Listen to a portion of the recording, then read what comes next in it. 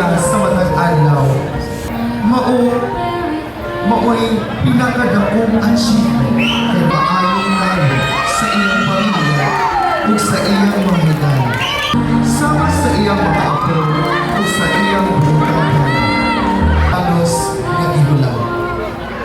O siya nagatuos panuos. Sila ang ako.